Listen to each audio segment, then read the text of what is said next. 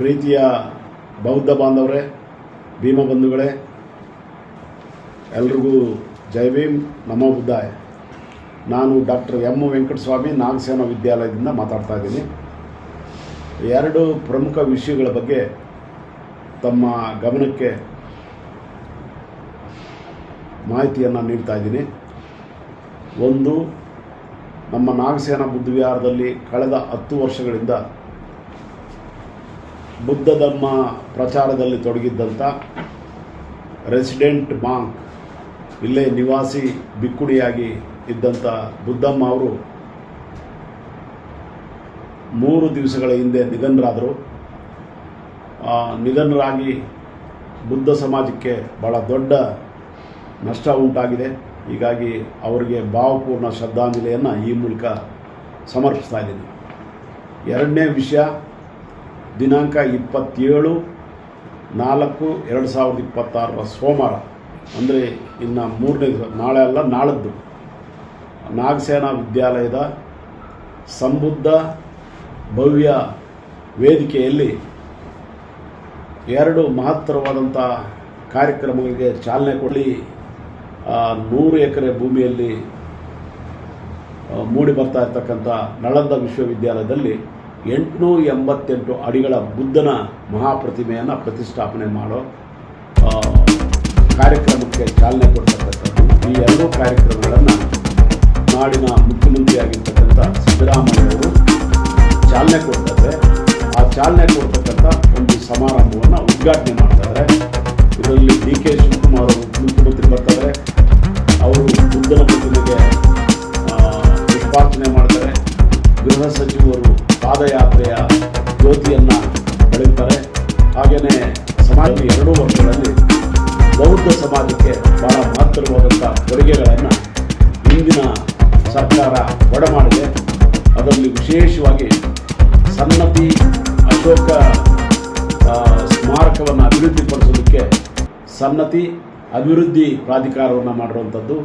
ಹಾಗೆಯೇ ನಮ್ಮ ಹೋರಾಟದ ಫಲವಾಗಿ ಈ ಸರ್ಕಾರ ಬೌದ್ಧ ಸಾಹಿತ್ಯ ಅಕಾಡೆಮಿಯನ್ನು ಆರಂಭ ಮಾಡಿರುವಂಥದ್ದು.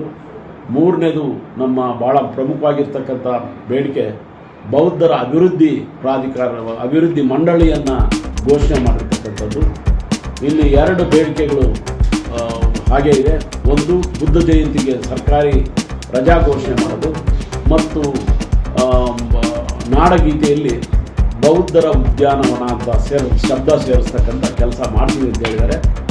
ಈ ಬೌದ್ಧರ ಅಭಿವೃದ್ಧಿಗಾಗಿ, ಬೌದ್ಧ ಧರ್ಮದ ಪ್ರಚಾರಕ್ಕಾಗಿ ಬಜೆಟಲ್ಲಿ ಕೊಡ್ತಾ ಇರ್ತಕ್ಕಂಥ ಅನುದಾನಕ್ಕಾಗಿ ಸಿದ್ದರಾಮಯ್ಯ ಅವರು ಮತ್ತು ಅವರ ಸಹೋದ್ಯೋಗಿಗಳನ್ನು ಅಭಿನಂದಿಸ್ತಕ್ಕಂಥ ಕೆಲಸವನ್ನು ಅದೇ 27ನೇ ತಾರೀಕು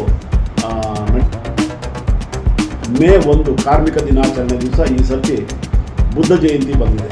ನಾವೊಂದು ಆ ಬುದ್ಧ ಜಯಂತಿಗೆ ರಜಾ ಕೊಡಿ ಅಂತ ಹೇಳಿ ಕೇಳ್ತಾ ಇದ್ದೀವಲ್ಲ, ಈ ಸರ್ತಿ ತಾನಾಗೇ ಮೇ ದಿನಾಚರಣೆ ಬಂದಿರೋದ್ರಿಂದ ಸಾರ್ವಜನಿಕ ರಜೆ ಇರೋದ್ರಿಂದ ಈ ವರ್ಷ ನಾವೇನು ಕೇಳೋದಿಲ್ಲ. ಮುಂದಿನ ವರ್ಷದಿಂದ ಅದು ಆಗಲಿ ಅಂತೇಳಿ ಬುದ್ಧ ಜಯಂತಿ ದಿವಸ ನಾವು ಬೇಡಿಕೆಯನ್ನು ಇಡ್ತಾ ಇದ್ದೀವಿ. ಅದು ಬುದ್ಧ ಜಯಂತಿ ನಡೆಯುವಂಥದ್ದು ನಿಮಗೆ ಮೇ 1ನೇ ತಾರೀಕು ಶುಕ್ರವಾರ ಇದೇ ನಾಗಸೇನಾ ವಿದ್ಯಾಲಯದಲ್ಲಿ ನಡೀತದೆ.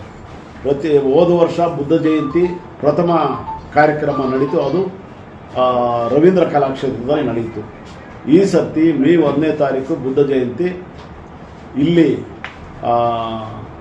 ನಮ್ಮ ನಾಗಸೇನಾ ಬುದ್ಧ ವಿಹಾರದಲ್ಲಿ ನಿರ್ಮಾಣ ಆಗ್ತಾ ಇರ್ತಕ್ಕಂಥ ಭವ್ಯ ಮಂಟಪ 27ನೇ ತಾರೀಕಿಂದ ಬುದ್ಧ ಜಯಂತಿವರೆಗೂ ಕೂಡ ಮುಂದುವರಿಯುತ್ತದೆ.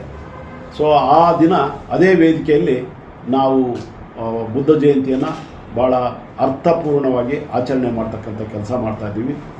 ಈ 3 ಕಾರ್ಯಕ್ರಮಗಳು, ಎರಡನೇದು 27ನೇ ತಾರೀಕು ನಡೆಯತಕ್ಕಂಥ 2 ಕಾರ್ಯಕ್ರಮ, ಮಹತ್ತರವಾದಂಥ ಕಾರ್ಯಕ್ರಮಗಳಿಗೆ ಚಾಲನೆ ನೀಡ್ತಕ್ಕಂಥ ಉದ್ಘಾಟನಾ ಸಮಾರಂಭ, 3ನೇದು ಬುದ್ಧ ಜಯಂತಿ. ಈ 3 ಕಾರ್ಯಕ್ರಮಗಳು ಯಶಸ್ವಿ ಆಗೋದಕ್ಕೆ ನಾಡಿನ ಸಮಸ್ತ